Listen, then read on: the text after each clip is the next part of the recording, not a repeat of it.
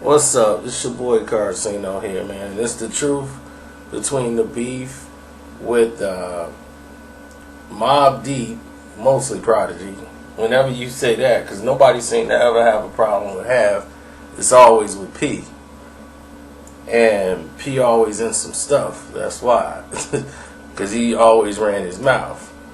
But DMX, Irv Gotti, the whole situation. So off top, Ja ain't had no problems with Mobb Deep. Ja Rule was the type of dude who came in the game, paid his dues, and kept it respectful. You know, for those who didn't treat him like crap. And all the people that was coming up, whether you was from the Bronx, Queens, whatever, Ja had love for you. And it was like, why people hate Ja Rule? You know, like when stuff it just was left. People their mind went left. So, anyway, going to this thing here with DMX and, Mobb Deep.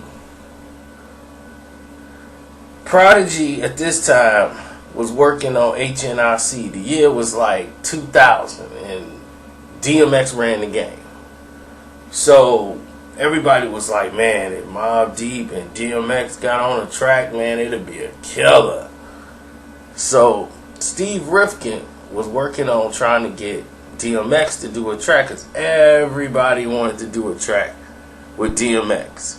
He had just got through what he was doing. He had just did a video shoot for Slippin'. And once he did that, everybody was like, man, dude, X is on fire right now. Like, anything this dude is touching and putting out. This dude just dropped 2 albums in a year, and Slippin' is out. I'm slipping, I'm falling, I got to get up. So Slippin' is on the radio, is taking off, and P is doing an interview at the time. And the TV is going on in the background, and they playing the videos. Then the Slippin' video coming on. Slippin', falling, I got to get up. So P hears that, and then the reporter is like watching the DMX video, and he was like, he said some remarks about DMX. He was like, yeah, he ain't that dope, it's just that, ain't nothing really out that street right now, and, people just feeling him, but it ain't all that,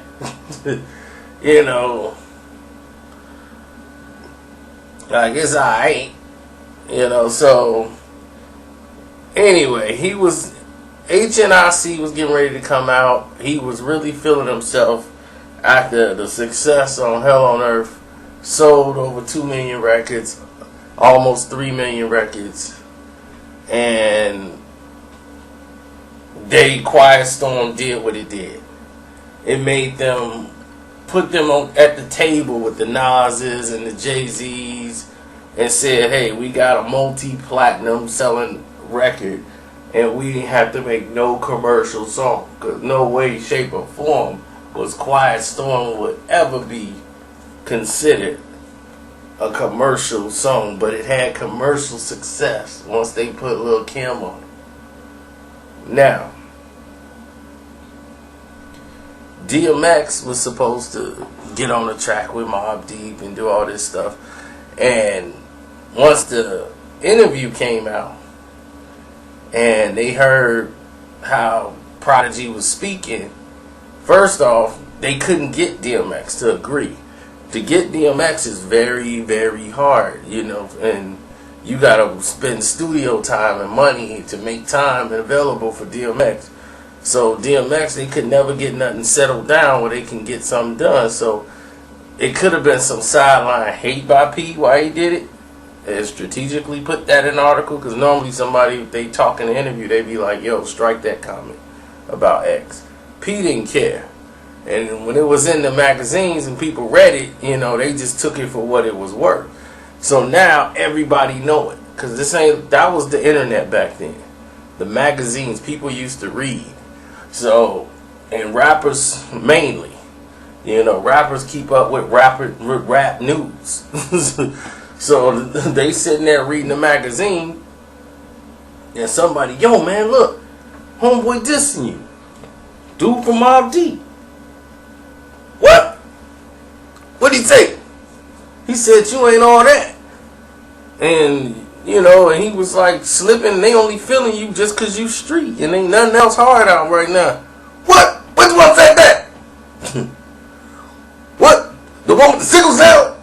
Huh? The one that Tupac dissed? Alright. Let's go to the studio. Tell him to meet me in the studio. So DMX wanted to meet them in the studio and do a rap battle and make a record battling Prodigy on the record. And was like, tell that little motherfucker bring his ass up here right now. What? And X is like, tell him bring his rhyme book, bring his best rhymes. Come on, I'm gonna just bring me full bloods, and I'm gonna do them before I finish full bloods. So they was like, get the studio ready. Tell Prodigy I will battle him, and that will be the record. Me and him battling on the record. Old school. They just gonna hit record. And they gonna go for it. Right then and there. Prodigy didn't respond to the record. Didn't respond to the request. And it was never heard from again. But the streets knew. He was like, you think I'm not that nice? Battle me. Step up and battle me. And P never stepped up to battle DMX. So anybody know Prodigy, ask him that. And Prodigy's cold lyrically. But he ain't want that. He ain't want none of that now. So X called him out to battle. And, you know, Herb laughing and giggling behind, you know, about the whole situation. So they really feeling themselves. Because, you know, Herb's on top of the game right now. And Ja at that time, Ja ain't really pop yet. Ja ain't really did nothing yet. He just came out with his album. He sold about 1 million records, which is good. But, you know, he just was coming out at that time. So he was just putting himself really on the map. But he ain't really done nothing yet. He ain't really took over the game like he did like in 2003. You know, when he first, like when he was dropping Pain in Love and all that, 2001 to 2003. He was just killing 2001. It was just Ja Rule Fest. He's selling 3 million records out the pop. Pop, pop, pop, 3 million. I'm like, man. Ja is killing it. Murder INC just took over the game quick. But X dropped his And Then There Is X CD at the end of 99 was just dwarfed anything that came out that year for 2000. HNIC got pushed back. And they were having budget problems. P was having problems because the thing is, Steve Rifkin then was losing money. He signed too many artists that didn't make money. The only 2 artists that really made him some money was Wu-Tang and Mobb Deep. Everybody else was basically losers. You know, they put all this money up, the album dropped, and it didn't do anything. They never recouped the money back that they paid out for it. So they were taking a lot of losses, and he was looking to sell Sony to Sony. Sony was buying up all these little small hip-hop companies, taking their publishings and all that stuff so they could put the albums back to a best of, and they ain't got to pay the artist a dime. You know, so, and they'll make giants. And nobody wants to be signed to the giants when they're not going to treat you as, you know, proper at all. So you just not going to get the return on investment. You're dealing with a whole new group of people who don't really care about you in the first place. But Steve didn't tell Wu-Tang, he didn't tell Mobb Deep, he didn't tell none of the artists what was going on, what the deal. He didn't tell nobody he was selling to Sony because he wanted to use them as collateral to build the labels up. So, anyway, after the HNIC album drops, it only does like 500,000 gold. Total flop because they didn't promote it right, they didn't put the budget right. Complete mess on Loud's part. So now that album flops, basically.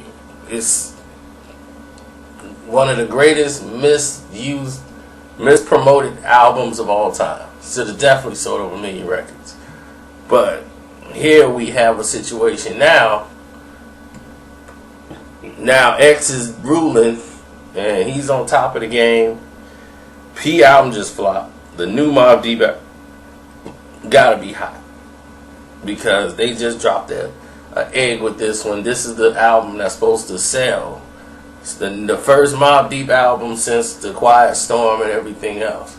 Havoc was supposed to come out and drop a single album right after P. That got put on the shelf due to the lackluster sales of HNIC. Now that the new Mobb Deep album's coming out, they got the beef with Jay-Z going on. But at the same time, they went ahead and made a deal with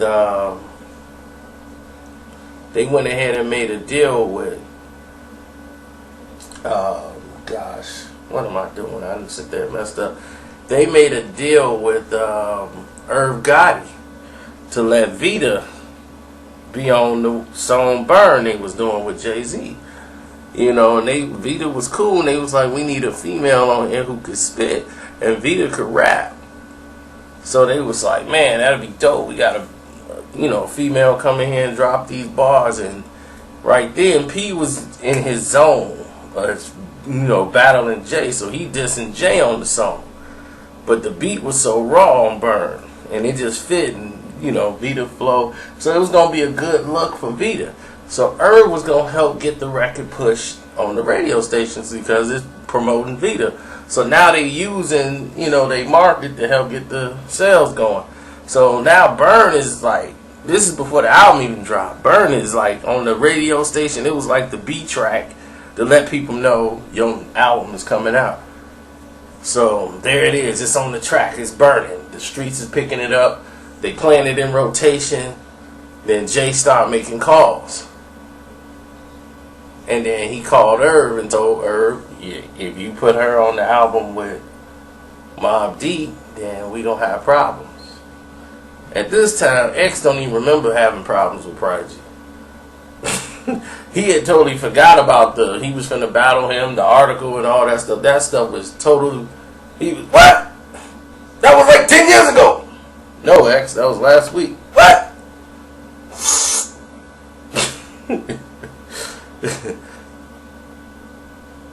So X was beaming up to Scotty at the time. He had other stuff going on and stealing cars and driving them and with no license and going on wild goose chases.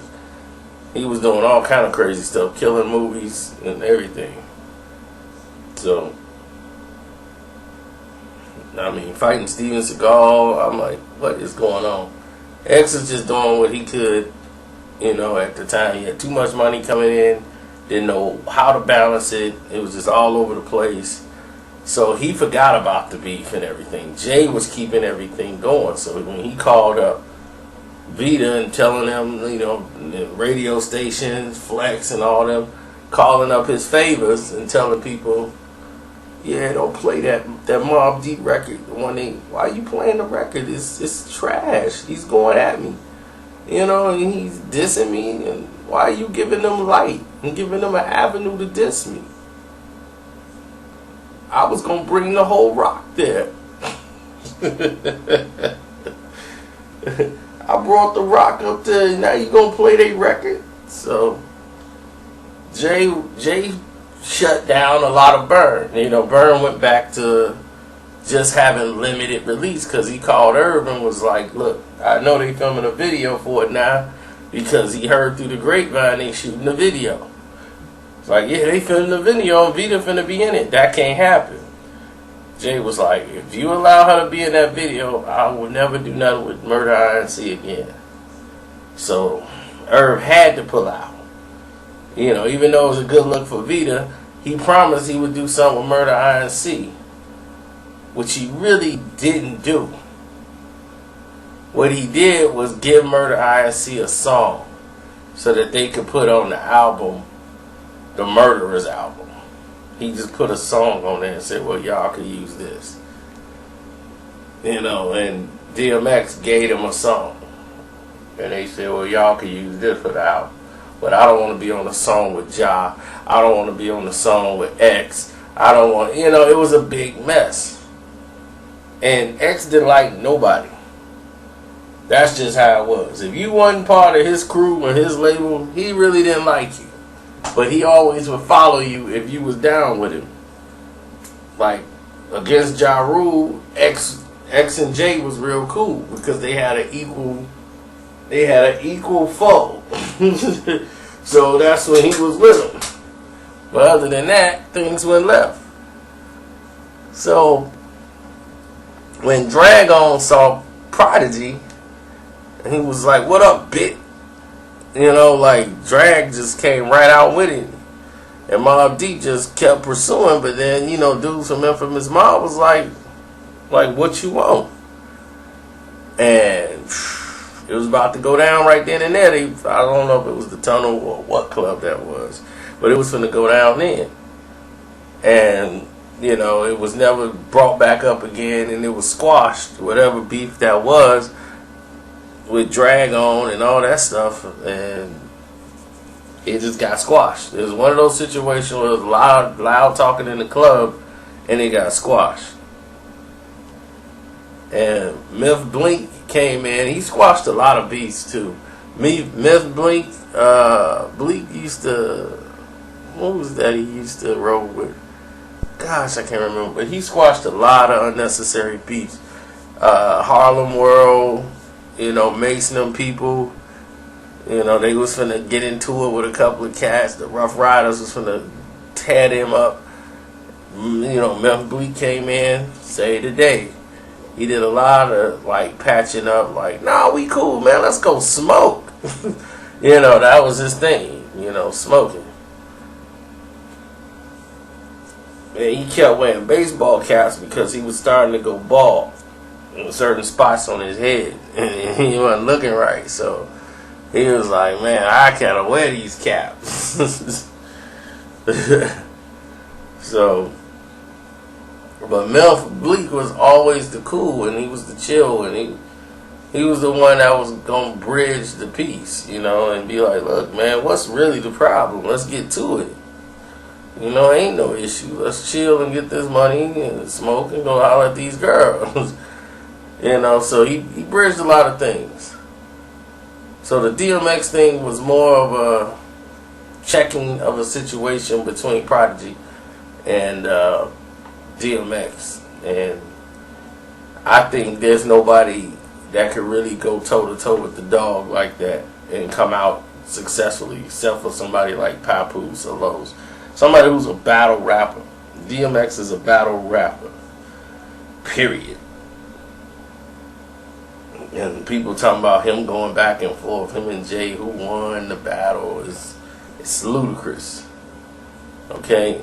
Nobody, Jay don't have what it takes to beat DMX in a rap battle. When you see them have that little session in the back, for the little bit that you see on that video, that was edited. DMX rapped for like 10 minutes straight. They had to edit it. So when you see him doing that verse and he's rapping like that and he gets in his groove, X can go for 10, 15, 20 minutes strong. Bar after bar after bar. His memory is really good. I don't know how he does it. His memory is outstanding. X can remember like every song he ever made. And as soon as a beat come on, pow, go right off the top. and just start spitting it like he just made it. And his voice, his energy level is the same as the record. When you hear DMX go, I don't know about today, but back then, it was like listening to the record. He sound exactly the same. So it wasn't like the computer had to make his voice sound clear. No. That was X. X has a powerful voice.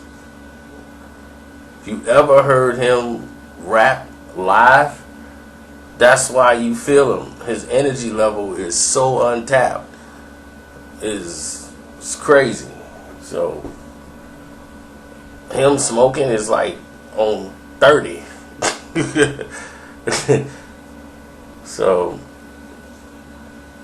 anyway, I'm out.